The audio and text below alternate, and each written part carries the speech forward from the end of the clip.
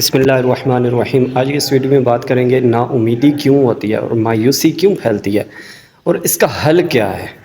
دیکھیں، یہ ایک ایسی بیماری ہے جس کا ہر ایک کو سامنا ہے، اچھا ہے، برا ہے، خوشحال ہے، غمزدہ ہے، چھوٹا ہے، بڑا ہے، جو بھی ہے، ہر بندے کو تقریباً یہ چیلنج فیس کرنا پڑتا ہے۔ مایوسی، نا امیدی، یہ کیا ہے؟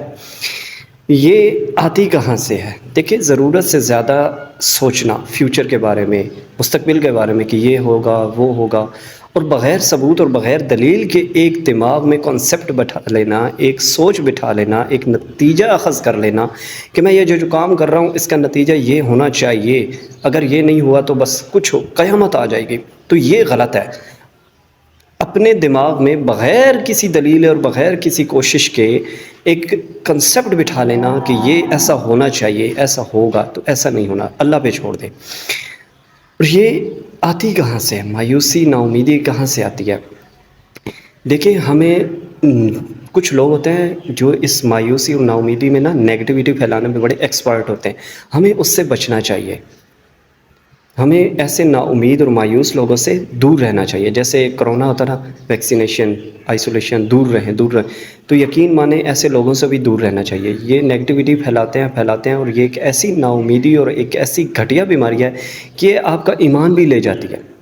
بالکل مایوس جب بندہ کو ایک امید ہی نہیں ہے، کل تبھی بہتر ہوگا کہ آج کچھ اچھی امید ہوگی۔ اللہ سے جس کو امید ہی نہیں ہے، خیر کی جس کے پاس امید ہی نہیں ہے، وہ کیا نیکیاں کرے گا، وہ کیا عبادات کرے گا؟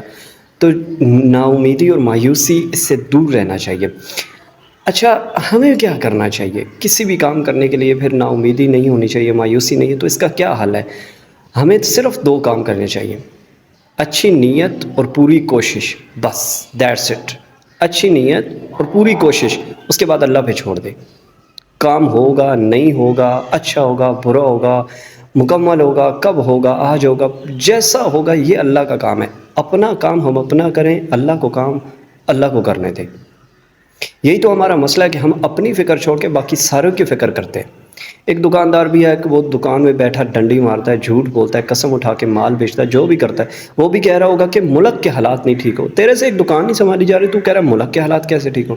ایک ٹیچر ہے، اس سے ایک اسٹوڈنٹ قابو نہیں ہو رہا، 2-4 اسٹوڈنٹس ہیں اس کی کلاس میں، وہ اس کو کور نہیں کر رہا ہے، وہ بھی کہہ رہا ہوگا کہ ملک کے حالات نہیں ٹھیک، تو اپنی کلاس سنبھال۔ ہم سب کا یہی مسئلہ ہے کہ ہم اپنی فکر چھوڑ کے باقی ساروں کی فکر کرتے ہیں، ضرورت سے زیادہ چلتے ہیں۔ تو اس سے ہم جب ضرورت سے زیادہ اپنے آپ پہ بوجھ ڈالتے ہیں تو ہم تو بکھر جائیں گے، ہم تو ڈپریشن میں جائیں گے۔ تو اسی لیے مایوسی سے بچنے کے لیے ہمیشہ اچھی نیت، پوری کوشش، اس کے بعد اللہ پہ چھوڑ دیں، انشاءاللہ نتیجے آپ کے سامنے آئیں گے۔